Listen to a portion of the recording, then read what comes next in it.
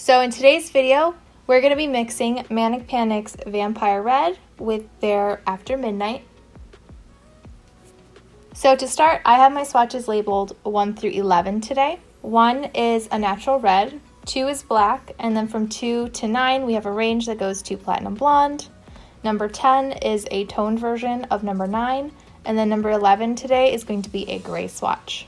So these are human hair swatches, but they are not virgin hair. So the only one that will be is the number 2 black swatch. Otherwise, the rest of the hair has been chemically treated before. So for my mix videos, I like to do 2 separate portions. Today we're gonna do, the top half will have more After Midnight and the bottom half will have more Vampire Red.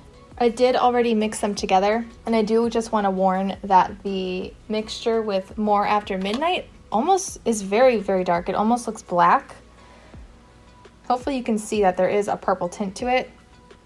And I am kind of hoping that it doesn't turn out as dark on the swatches. So for the first mixture, we're going to be doing a 4-to-1 ratio. So that will be 4 parts After Midnight to 1 part Vampire Red. Please keep in mind that everyone's hair is different, so everyone's hair will take dye differently, which means your hair may not turn out like my swatches do. Please just use my video as a reference as to how it could turn out on your hair, and always try to do as much research as possible.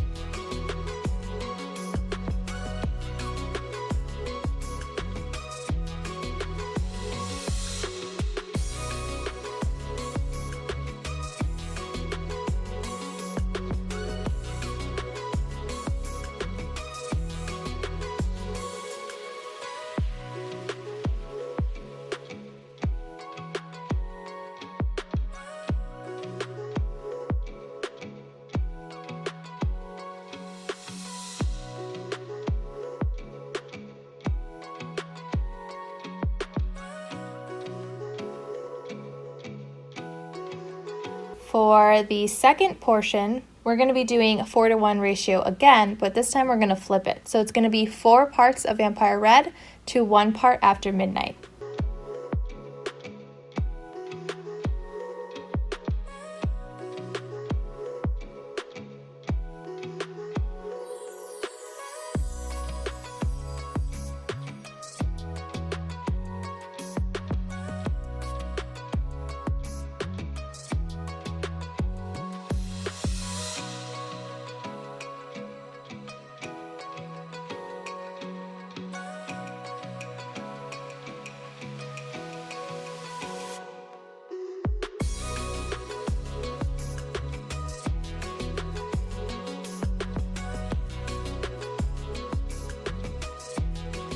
So I'm gonna let these sit for about 3 hours.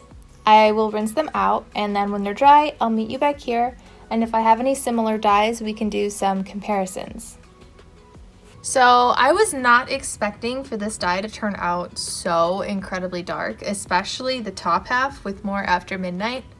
Pretty much on every single swatch, the top half looks basically black. I don't know if you can see on camera, but at the top where you can see like the line of where it was, you can see there's a bit of like a purple tone. So I would say it's a very, very purple undertoned black. The ends, on the other hand, look kind of like a reddish maroon color. And I would say I can see that on number 4 starting and going up. I do see a difference on the number 3 swatch, but it doesn't look quite as red as number 4. And then obviously number 2, which was black, there's no difference. Since the top is basically black, I'm not going to do any comparisons for that. But for the bottom, firstly, I wanted to show what Vampire Red looked like without any After Midnight mixed in. So this is comparable to number 11, number 10, number 9, and number 8. So since we're comparing, this is going to be the direct dye portion, I'm going to move all the swatches down to this level. So Vampire Red by itself, it's not a super bright, like neon-y red kind of color. but it's also not super dark. It's kind of like a mid-tone red. I don't know, to me it kind of has like the dimension where some pieces look a little deeper than others. But then as we can see, compared to the mixture is much more burgundy, maroon, darker red looking. So at least on my swatches, if you are worried about adding After Midnight in and it turning too purple, for me it really didn't. Because even with the ends here, it's really not that purple. Like I said, this one has a bit of a purple undertone to it, but it's so dark you cannot tell. If you don't want to add black or you don't have black and you want to darken Vampire Red, adding some After Midnight would be a really good touch. Adding After Midnight does cool it down just a touch, but really it's not that cool. I guess maybe in my head it's not, because I was expecting more of a purple color and this is more maroon. So I mean, in reality, this might be too cool toned for you, but to me, it didn't cool it down quite as much as I thought it would. The other comparison I wanted to do today is Lunar Tides in the color Cran Baby. This is comparable to number 11. This is comparable to number 10, 9, and number 8. So I will say, I do feel like the undertones are very similar, but pretty clearly Cran Baby is not as dark. Cran Baby is on the deeper side, but especially compared to Cran Baby, it makes the ends look even closer to almost, it's obviously not black, but it does pull very, very dark. And I feel like you can really see a reddish tone more so on the pieces that are being reflected for the mixture. But yeah, Cran Baby isn't a super, super warm red. It still is red though. So in my mind, I'm thinking if you only added a little bit of After Midnight to Vampire Red, it could turn out close to the Cran Baby, but it could just be easier to buy Cran Baby and use that instead of doing a mixture. You know, whatever is easier for you. Okay, so I want to get into the before and after clips now, but I do want to mention I do use natural lighting, so sometimes trying to get the exact same environment with natural lighting can be difficult, so it might not look exactly the same. And of course, this whole week where I live, it's just been raining and gloomy out, which I don't hate, but it's not very good for filming. So I kind of had to suck it up and just film anyways. So the after clips I did film much brighter than I normally would due to there being no sun and the dye itself being really dark. So I already know it's going to look a lot different on camera.